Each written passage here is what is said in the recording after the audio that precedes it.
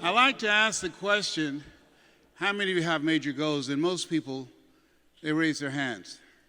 But I want to ask you another question, a question that I've been grappling with myself. I'm in a place where the Russian author, Leo Tolstoy, he asked himself a question: what is the meaning and purpose of my life as I face inevitable death that will not be undone or destroyed when I'm gone? And so I want to ask you a question again. How many of you know, if you had your life to live over again? And I've been dealing with that. I'm 72. I'm a 21-year prostate cancer conqueror because of God's grace and mercy.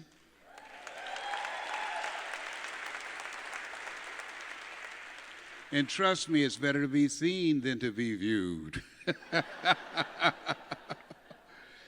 I want to ask you, how many of you know, if you had your life to live over again, you could have done more than what you've done thus far? Raise your hands, please. Now, that proves a point that what we do and what we accomplish in life is only a tip of the iceberg of what's possible for us. So I want you to think about some major goals that you'd like to achieve in 3 different areas. Number 1, some personal goal. What's a personal goal that you'd like to achieve? I want you to think about that. My first personal goal was to buy my mother a home. That's Mrs. Mamie Brown.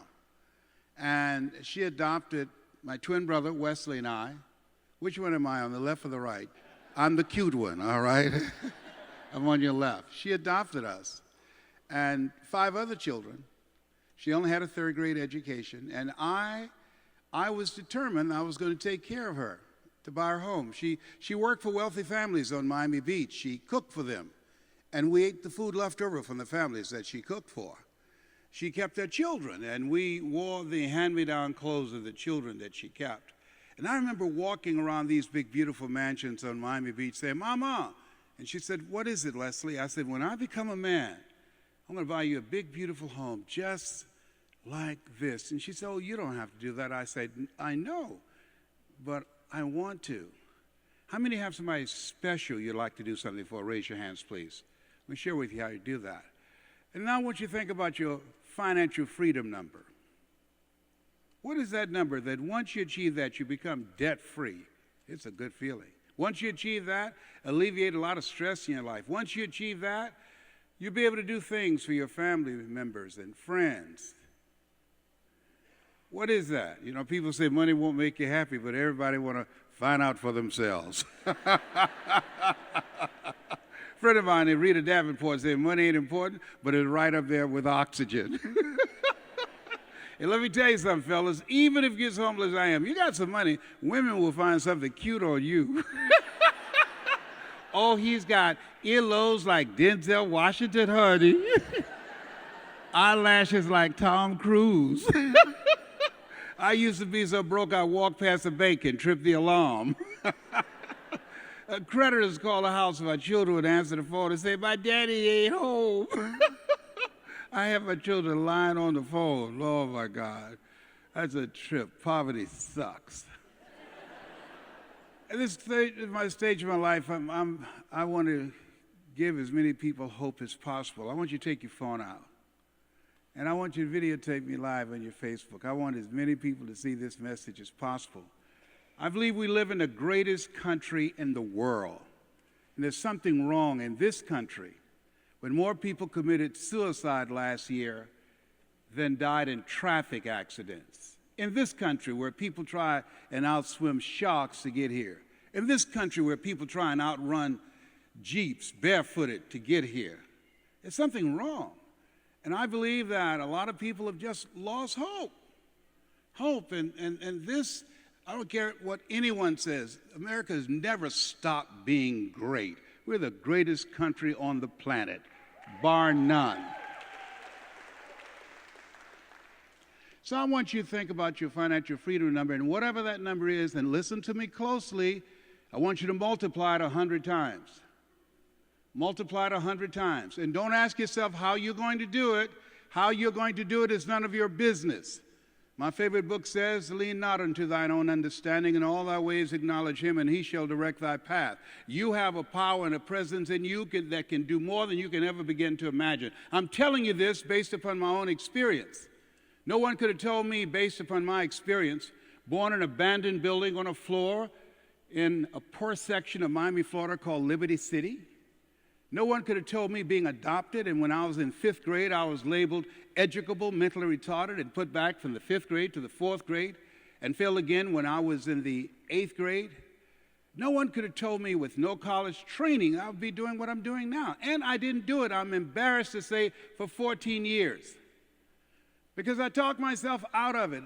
But I remember something, it's a book, it's the most exhaustive study on self-esteem, learned optimism. And in there they said that we develop permanent personality characteristics between the ages of 0 and 5. 0 and 5. There's a voice in your heart that says yes or says no. You know, we've been taught forgetting those things which are behind. How many of you know that we might be through with our past, but our past is not through with us? Raise your hand if you know what I'm talking about. How many of you realize there are things that we have experienced that's affecting us, and many times we don't even know? Raise your hand if you understand what I'm saying. And so how people live their lives, I've come to know, is a result of the story they believe about themselves. And so when I was labeled educable, mentally retarded, I'll never forget a man who interrupted my story. I eulogized him last year. Mr. Leroy Washington, I stepped in his classroom looking for MacArthur Stevens. He said, young man, go to the board and work this problem out for me. I said, sir, I'm not one of your students. I'm just here looking for MacArthur. He said, go to the board and work the problem out anyhow. I said, I can't, sir. And the other students started laughing, saying, he's Leslie. He's got a twin brother, Wesley. Wesley's smart. He's DT. What's DT? He's the dumb twin. And I said, I am, sir. And he came from behind his desk and he looked at me. He said, don't you ever say that again. Someone's opinion of you does not have to become your reality. And that was a turning point in my life. On one hand, I was humiliated. But on the other hand, I was liberated. Because he looked at me with the eyes of Goethe, who said, look at a man the way that he is, he only becomes worse. But look at him as if he were what he could be, then he becomes what he should be. And so as you look at yourself and look at your goals and your dreams, I want you to think about your personal goal, your financial goal, and I want you to think about your social contribution. What will be different because you showed up? How many of you want to build a legacy? Raise your hands, please. I was watching an interview on the OWN channel, and Steve Harvey was being interviewed. He said something that really impacted me. He said a friend of his invited him to go to the hospital with him to visit his grandmother in the hospital.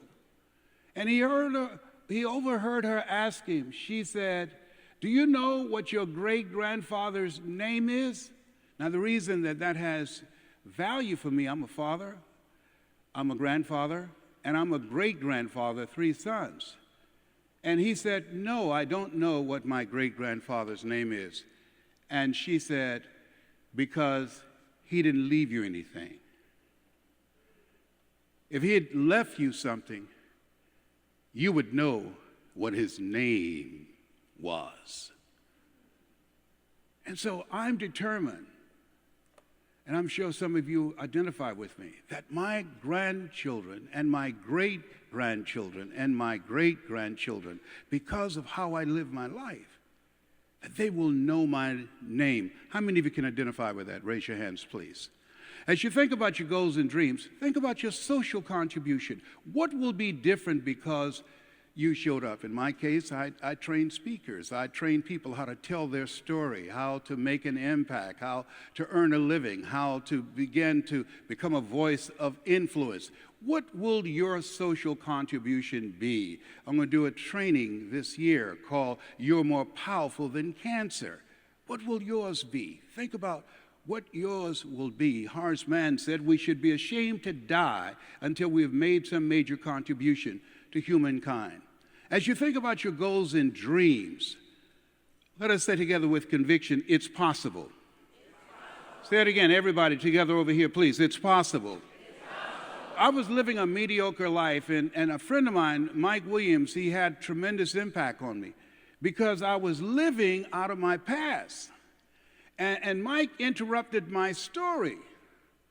And he said, hey, Brownie. And I said, what? He said, you know why you go see Zig Ziglar and Jim Rohn and Tony Robbins and all those guys? I said, no, because, I like what they say. He said, no, because that's you.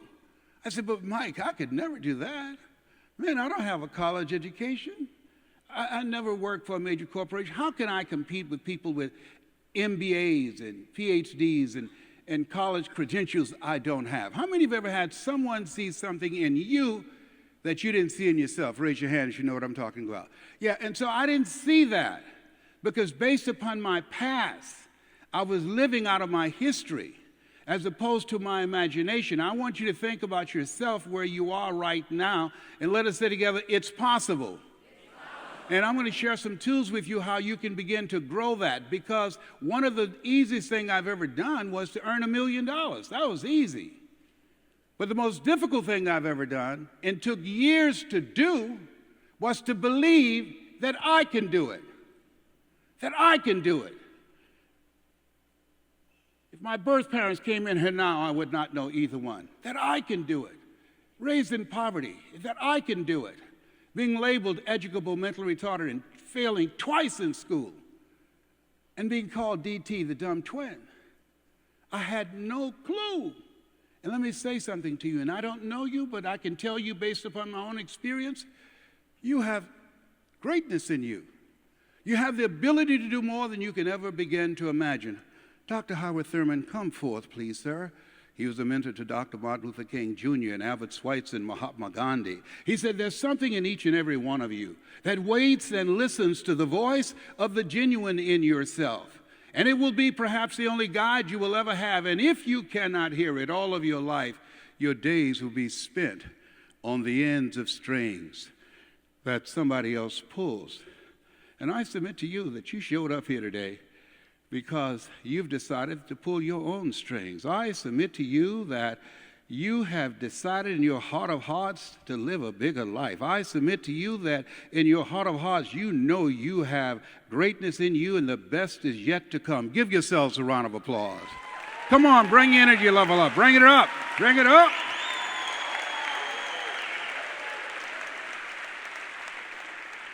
Let us say together, it's necessary.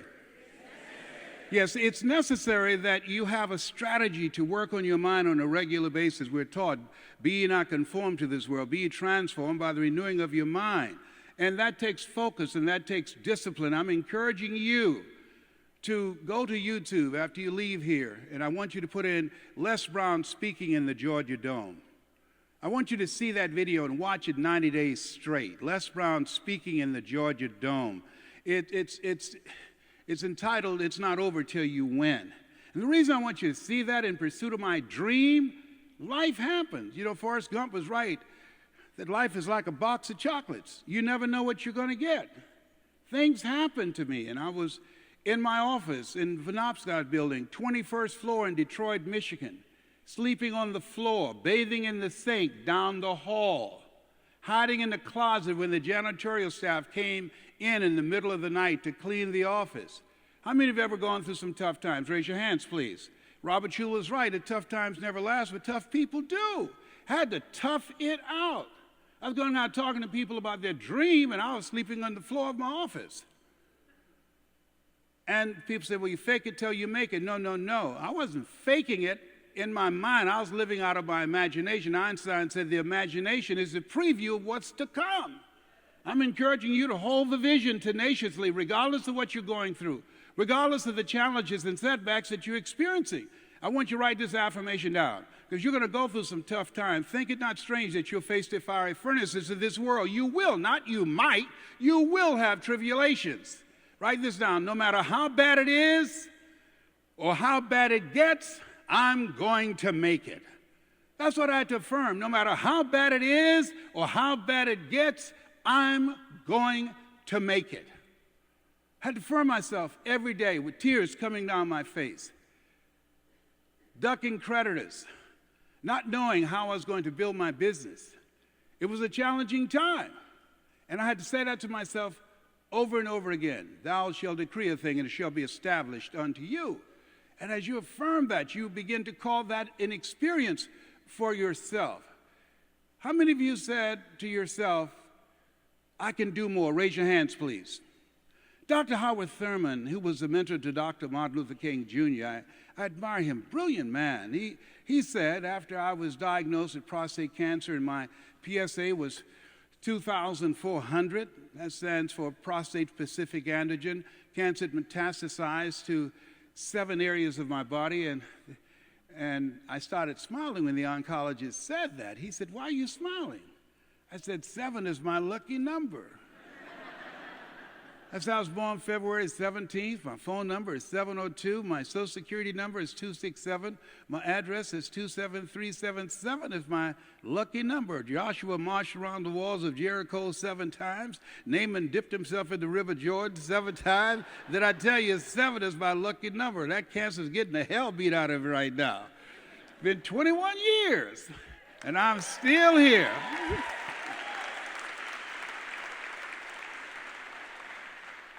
And so as you think about your goals and dreams, what's very important is your mindset, your belief, that you have to believe in your dream even when you don't have any evidence to support it. Even when everybody is against you, you've got to believe that I can do this after defeat and disappointment.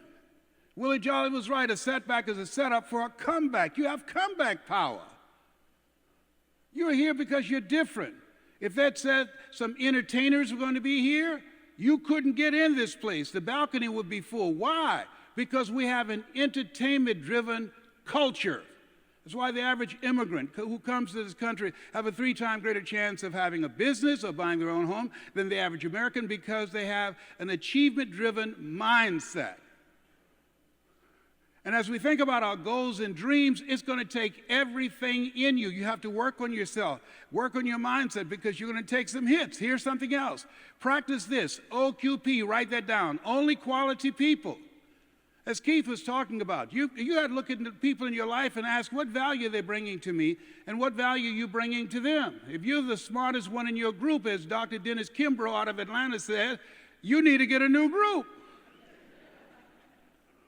There are many people who will never achieve their goals and dreams because they have too many toxic, negative, energy-draining people in their lives. Well, Les, can I change them? No, it's a full-time job changing yourself. And there's some people so negative they can walk into a dark room and begin to develop. Oh, behave, whatever. No, repeat after me, please. Let go. Or be dragged. Here's the other thing. Write this down. You're going to fail your way to success. 8 out of 10 millionaires have been financially bankrupt. Walt Disney filed bankruptcy 7 times and had 2 nervous breakdowns. You will fail your way to success. And it's not really failure. You're going to learn some stuff. When I win because of what I know. When I lose because of something that I did not know. And I've got to educate myself. I've got to elevate my thinking. I've got to get some input from some of the people in my group. Einstein said, the thinking that has brought me this far has created some problems that this thinking can't solve. There's never a shortage of money, just a shortage of thinking and ideas, as Robert Schuller said, and that's real. And so as you think about yourself, who is it that you need to deepen your relationship with, and who is it you need to spend less time with, and who is it that you don't need to take their calls? I'm going to share with you right now. We have too many distractions. You got to learn to listen to yourself. You got too many distractions from the phone and text messages and all these other platforms out here. I don't take a phone call unless, and write this down, is it positive? If it's not positive, I'm not going to take it. Is it purposeful? Is it something that's in relationship to what I'm doing and where I'm going? Is this a contributor or a taker? There are people who are always there when they need you, but when you need them, you can't find them. Is it productive? Is this worth my time? At 72, I'm not willing to waste my time talking with somebody, and it's not going to lead to anything. It's not productive. And is it profitable? Can I make some money with this person? You need to know that. Why? Your time is valuable. If you're going to lose something, lose some money. Time, you don't want to lose that. Money, you can recoup that. Time, you can't. Does that make sense what I'm saying to you right now? And so as you look at yourself, protect your time. I spent so much time trying to change my twin brother. I was trying to help him lose weight. I gained 14 pounds. Come on. It's tough. You know, life is, he called me complaining. I said, Wesley, I'm dealing with cancer every day. They injected me with Lupron and put 55 pounds on me. Come on, man. I'm dealing with sciatica pain every day. If you've never had sciatica pain, let me tell you something. It will have you speaking in unknown tongues. Chevrolet, Honda, Toyota, Toyota, Toyota. Tamabota, Chevrolet, Chevrolet, Chevrolet. It's all, anybody know what I'm talking about, sciatica pain? It's serious. You hear me? Write this down. I'm going to live my dream in spite of.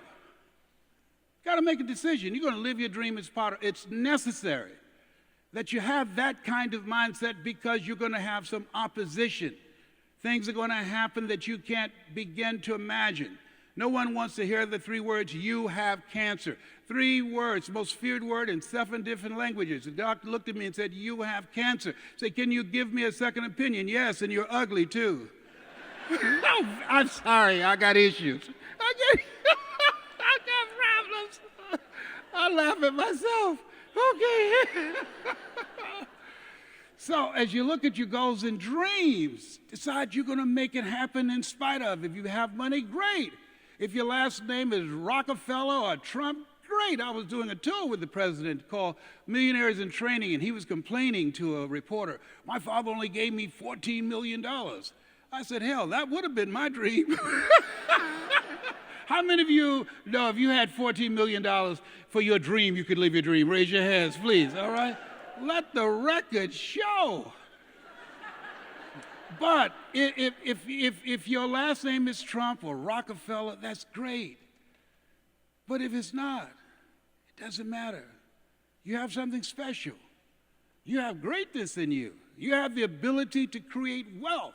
You have the ability to make an impact. You have the ability to make a difference. You have the ability to do more than you can ever begin to imagine. I did not know this, Les Brown.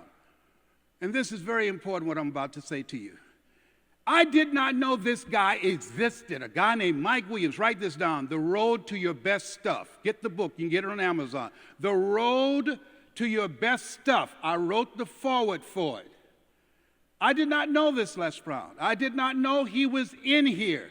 Hey, Brownie, yes, Mike. He said, hey, man, you know what? I said, what? You can do more than be a disc jockey. I said, I can? He said, yes. I said, what else I can do? He said, you can speak just like Zig Ziglar and all those guys. You got a story. You need a coach. Why? Michael Jordan, he's won several championships, but he never won a championship without Phil Jackson. Muhammad Ali said, I'm the greatest. He never won a championship without Angelo Dundee. And so this guy saw this Les Brown, Mike Williams, who wrote the book, The Road to Your Best Stuff. Write this down. Sometimes you have to believe in somebody's belief in you until your belief kicks in. I don't know you. Challenge yourself. Make a conscious, deliberate effort to get outside of your comfort zone, because in order to do something you've never done, you've got to become someone you've never been.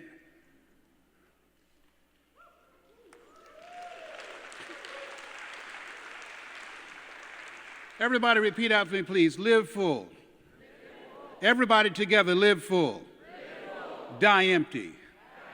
When I came home after having 338 radiation seed implants, and my PSA continued to rise, I was reading something to give me a sense of comfort and peace.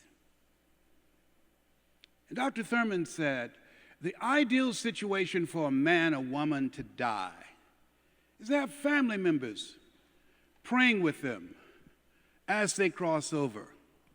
He said, but imagine, if you will, being on your deathbed.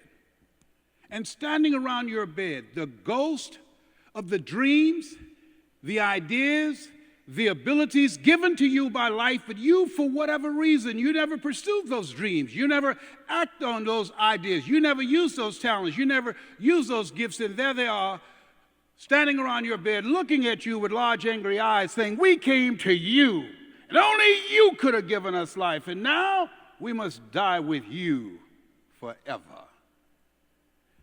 And the question is, if you died today, what dreams, what gifts, what talents, what abilities would die with you? A very good friend of mine, Miles Monroe, died in a plane crash. He said, the wealthiest place on the planet is not in the Far East where there's oil in the ground. The wealthiest place on the planet is not in South Africa. He said, the wealthiest place on the planet is the cemetery. There you find books never written. There you find ideas never acted on. There you find leadership we never heard of. Maybe that's why one woman asked in a moment of anguish, what if you live your whole life only to discover that it was wrong? Maybe that's why Henry David Thoreau said, oh God, to reach the point of death, only to realize that you've never lived, only to realize that you never scraped the surface of your potential. Because of Mike Williams, I started doing different things. I had to concede that I could do more. I had to concede that I was going to challenge myself, start promoting concerts. And these guys came to town. I didn't know who they were going to become. They didn't know who I was going to become. I was Michael Jackson there standing down front. He was 10 years old, 1973. That's me standing in the back, 175. I had a six-pack. I got one pack now. Now, that's not nice, laughing at people. Whatever. And so when I had you shake someone's hand on your right and left and say, you have greatness in you, you don't know whose hand you just shook. Eye has not seen, ear has not heard, nor is it in the heart of mankind what God has in store for that hand that you just shook. And so as you think about yourself, how many of you like to make a difference in your community? Raise your hands, please. I had no idea that I would be able to run for public office, and I was elected to the Ohio legislature 3 times, and I resigned to go back and take care of my mother. What's your why? What drives you? Where have you been with your life? Why are you here? And where are you going? Shake someone's hand on your right and left and say, I'm ready to live a bigger game. Do that right now. I'm ready to live a bigger game, a bigger life. Do that right now.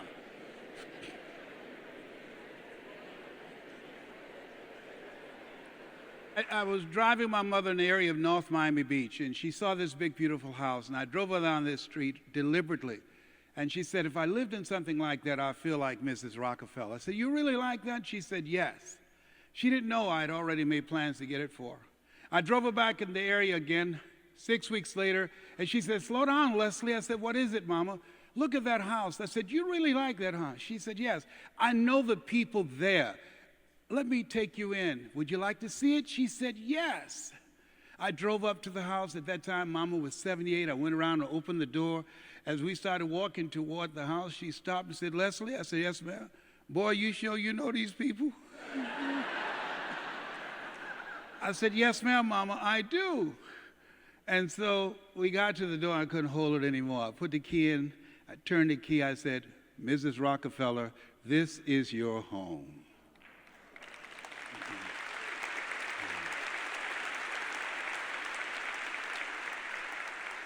She said, what are you talking about, Leslie? I said, Mama, I bought this for you. It's fully furnished. Everything's paid for. She said, you did not have to do that.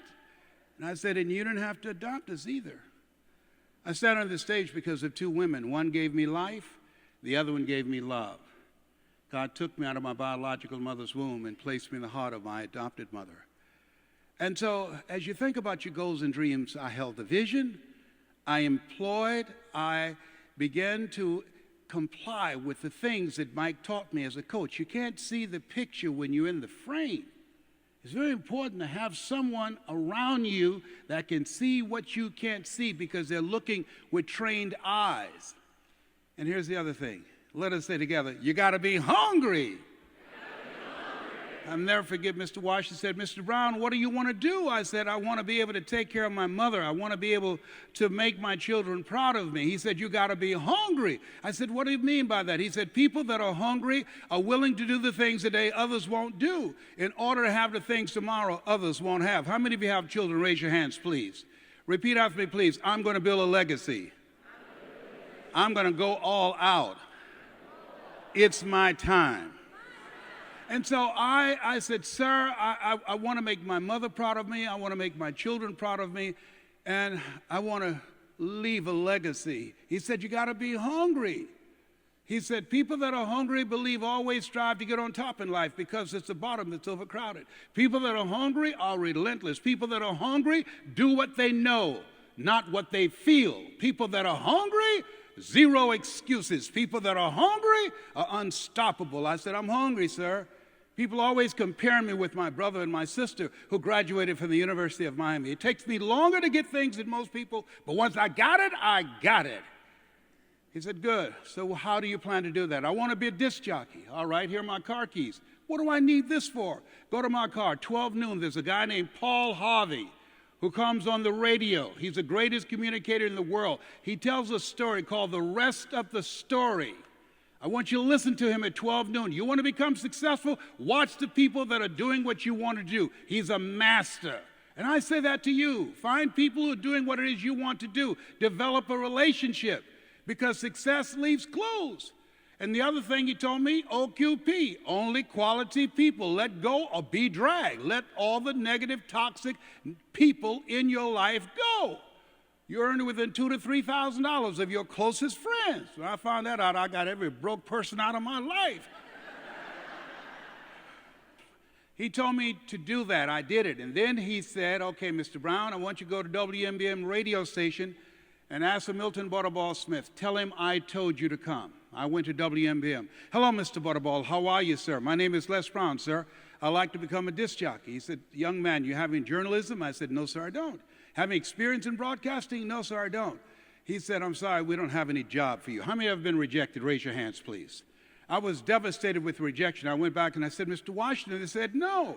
He said, don't take it personally. Most people are so negative, they have to say no 7 times before they say yes. He said, you got to be hungry. Go back again. I went back again. Hello, Mr. Butterball. How are you, sir? My name is Les Brown, sir. I'd like to be a disc jockey. He said, I know what your name is. Weren't you here yesterday? I said, yes, sir, I was. Didn't I tell you no yesterday? I said, yes, sir, you did. Then why are you back today? I said, well, sir, I don't know whether or not somebody died or someone got sick today. No one got sick or died. No one was laid off or fired. Now, don't you come back here again. I came back the next day, talking loud, looking happy, like I was singing for the first time. I said, hello, Mr. Butterball. How are you? He looked at me betrayed. He said, go get me some coffee. I said, yes, sir. My greatest book said, the greatest among you will be your servant. How many of you are serious about your goals? Raise your hands. Write this down. Provide more service than you get paid for. Provide more service than you get paid for. And I came in the industry, I just heard guys getting up regurgitating speeches they gave everywhere. I trained speakers how to speak extemporaneously from their heart and move an audience and transform them individually and collectively. So I became the errand boy for the disc jockeys. I'd go get their lunch and their dinner, and I'd stand in the control room watching them work their hands on the control board, knowing my time would come. Let us say together, I expect to win. On the weekends, I would wax the disc jockeys' cars and clean the cars, and they would come out to the parking lot and said, who did this? I said, I did, sir. How much you charge? Nothing, sir. Write this down. Give before you ask. I wanted them to see me as a resource, and I was giving before I asked for the opportunity. They said, look here, Donna Ross and the Supremes are coming to town. The Four Tops and the Temptations. Here are my car keys. I want you to pick them up and take them to the Fontainebleau Hotel on Miami Beach. I said, I will, sir. I was driving them all over Miami Beach in the disc jockeys' big lone Cadillacs. I didn't have any driver's license, but I was driving like I had some. And then one day, it was a Saturday afternoon, a disc jockey by the name of Rockin' Roger was drinking while he was on the air. Rockin' Roger got so drunk he could not complete the show. It was a Saturday afternoon, and I was the only one there, looking at him through the control room window. Young, ready, and hungry. I was saying, drink, rock, drink. Drink, rock. I'd have gone get him some more if it asked me to. Then pretty soon the phone rang, and the general manager, and I answered the phone. I said, hello? He said, young boy, this is Mr. Klein. I said, I know. He said, Rock can't finish the program. I said, I know. He said, would you call one of the other DJs in? I said, yes, sir. I hung the phone up. I said, now he must think I'm crazy. I called my mom and my girlfriend, Cassandra. I said, y'all come out on the front porch and turn on the radio. I'm about to come on the air.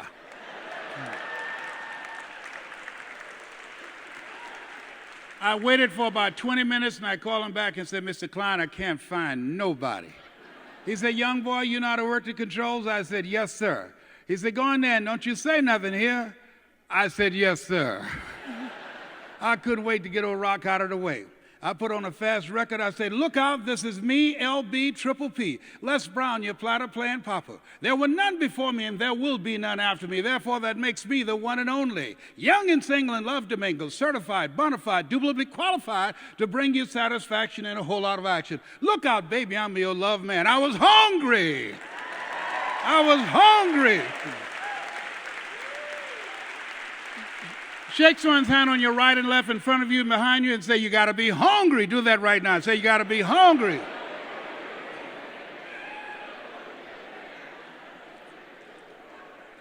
You have something special. You have greatness in you. That's my story, and I'm sticking to it.